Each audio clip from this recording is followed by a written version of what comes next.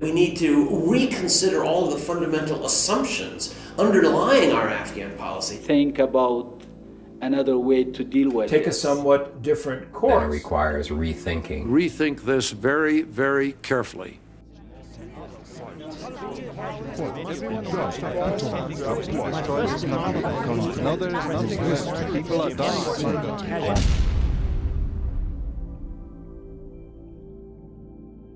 President Obama has ordered the first major military deployment of his presidency. We learned late today he's sending an additional 17,000 American troops to Afghanistan.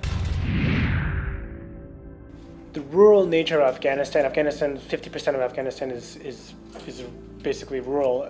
The rural nature of Afghanistan is precisely why the United States cannot defeat the Taliban militarily, because the United States only has the forces to go and control certain urban areas. And when I say urban areas, I mean like 7 or 8 houses in a crossroads is considered an urban area. And they only have the ability to control these sorts of things. They don't have the troop size, nor could they conceivably ever have the troop size to actually control the countryside. It would require hundreds of thousands of troops in every village, which is not a tenable situation whatsoever. If we look at Afghanistan, what we can see is, I think, the application of a faulty lesson.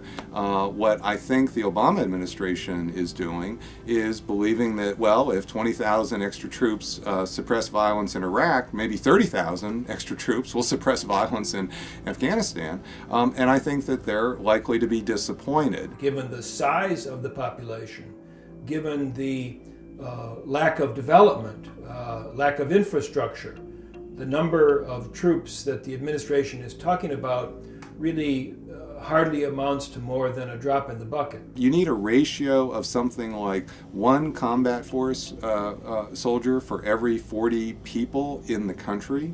And what that equates to in Afghanistan is well over 250,000 Western combat forces. You see, you need to learn from history that there were 500,000 Soviet troops in Afghanistan, and they could not contain the Afghan resistance. A military solution is not going to bring resolution here. If it would have, then the Russians had over 500,000 soldiers engaged here. The British were actually, they had the territory all around here, and they had the largest concentration of British troops during those times, and they chose to let it govern itself. So, I mean, it's important to look at some of those, lessons from history and see why was that done, and how will it be different today. The Afghans are probably the world champions in resisting foreign domination and infiltration into their country. They showed this to the Russians in the 20th century. They showed it to the British in the 19th century. But to try and change a society which has never, ever been able to, by force, be changed. It's been known as a graveyard of many great armies. And it is not a place where you can bring about change by force. Я тогда начал понимать, что что-то неправильно мы делаем. Потому что если мы делали правильно, народ против нас не пошел. И вот с этого дня я начал замечать, что люди против нас. Уже взгляды были другие, действия были другие. И с каждым днем росло сопротивление населения. Они начали организовывать отряды, формирование, пошла помощь. И вот с этого с января, с февраля 80-го года до самого вывода до февраля 89-го года негатив к нам шел по нарастающей. ABC News has taken a poll in Afghanistan. It shows that after 7 years there, less than half of Afghans view the U.S. favorably. 30,000, 100,000, as many as they come, they will increase the casualties. They will destroy our country, and there will be casualties to their forces also. We don't want the Americans to build us roads or bridges. We just want them to leave. The Pashtuns who live in the rural areas, often outside of state control, have both a code of honor and a code of conduct called the Pashtunwali. And it stresses personal autonomy. It stresses having solutions take place outside of the state. But there's another aspect to this. I will be your friend as long as you don't do the one thing that is most vile in Pashtun tradition. And that tradition says this: do not invade my woman's dressing room, do not invade my house, do not invade my complex, do not invade my village, do not invade my country. We have done all of those things. So when the international community, and especially American, arrived in Afghanistan, the Afghan people said, very well, we would like to have a normal life. We would like to have electricity, to have a road, to have a car, to have a job. Unfortunately, after 7 years, now the Afghan people didn't believe in your message. So, you know, for local people, they say, okay, on one side you're talking about peace, on the other side you're bringing more troops. I mean, it doesn't make any sense.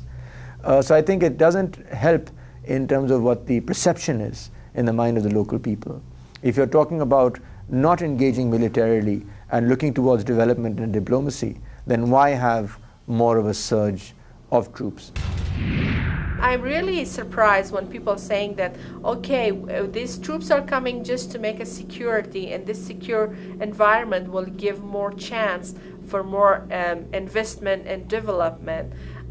If you comparing today troops in Afghanistan 2009 till 2002, I believe the number of troops in 2002 was very less, but the development project was very successful at that time. Security was much better than today, and at that time people was having and carrying hope for the better future. This is not some faraway place for someone like me. I mean, this is my home. If I'm living there and a bomb was to fall and you see your daughter's leg flying in the air or your wife is hurt, then it's very difficult for you to have a sympathetic view towards the greater cause, even if you are part of collateral damage. The experience that we have from last 7 years, more troops will cause more casualties of civilians, and more casualties of civilians will bring more people to join insurgency in Taliban. In this case, sending more troops are a wrong diagnosis, coming with wrong prescription.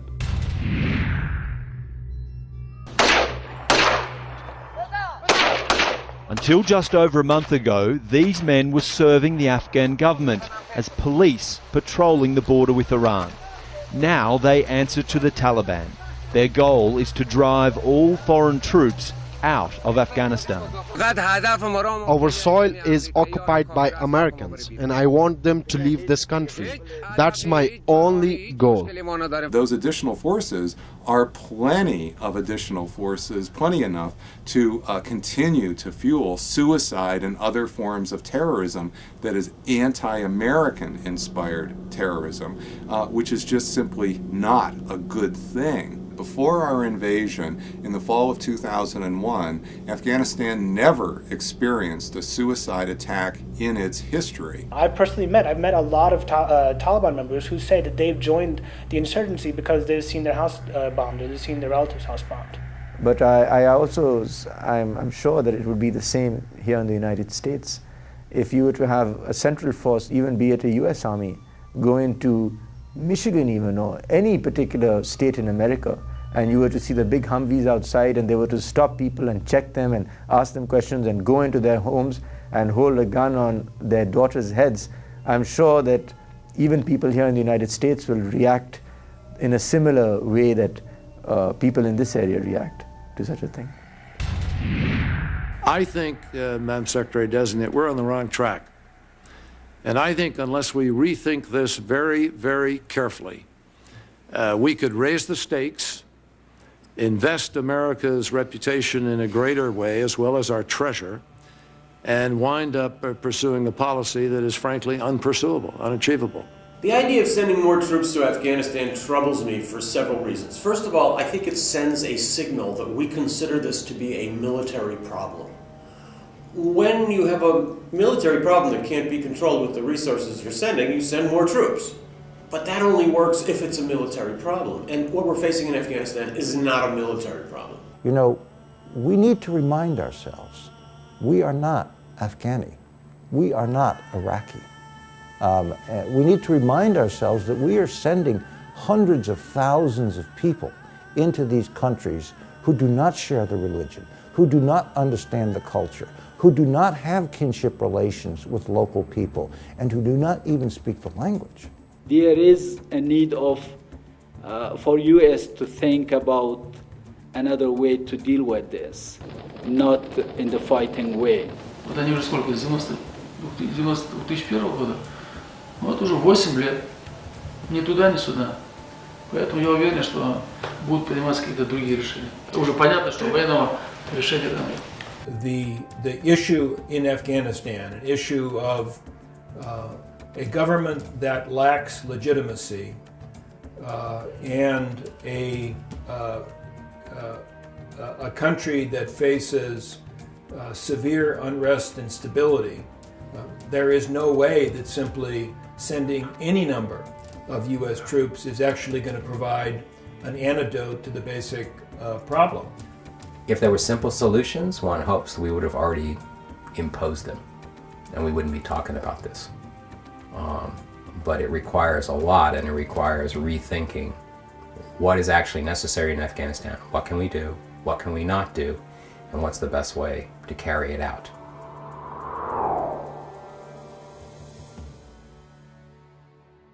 Afghanistan is a country that poses some dangers to us, but nothing like the dangers that Pakistan poses. Right now, Pakistan is the most dangerous country in the world.